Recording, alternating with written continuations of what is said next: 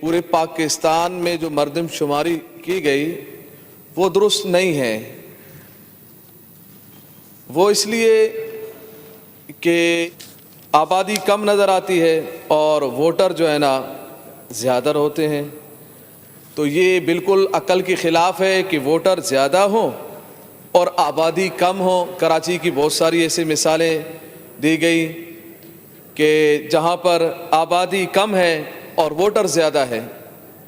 تو دیکھیں یہ جتنی پریشانیاں ہیں، جو معاملات ہیں، اور خاص طور پر یہ کراچی شہر جو پاکستان کا سب سے بڑا شہر ہے، اب اس کی آبادی کو آپ جان بوجھ کر آپ لکھ دیں کہ 1.5 کروڑ 2.5 کروڑ کے برابر ہے، تو اس میں کتنی پریشانیاں آئیں گی۔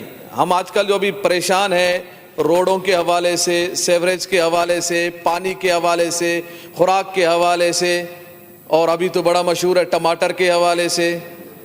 ٹماٹر کے لیے بھی پریشان، کبھی بھنڈی کے حوالے سے پریشان، کبھی ہم سبزیوں کے حوالے سے پریشان، آٹے کے حوالے سے ہم پریشان، اور بجلی کے حوالے سے پریشان۔ پر یہ ساری پریشانیوں کا جڑ کیا ہے؟ وہ آبادی کو صحیح شمار نہیں کیا گیا ہے، اور پھر اس کے مطابق وہ چیزیں نہیں مل رہی۔ جیسے NFC ایوارڈ کی بات کی گئی کہ وہ آبادی کم دکھائی جائے گی تو اس میں بھی کمی نظر آئے گی، اور اس کے علاوہ بھی چیزیں ہیں، یہ سندھ کے حوالے سے، پنجاب کے حوالے سے، خیبر پختونخوا اور باقی بلوچستان، جب آبادی اب کم دکھائیں گے تو سہولیات بھی کم ملیں گی۔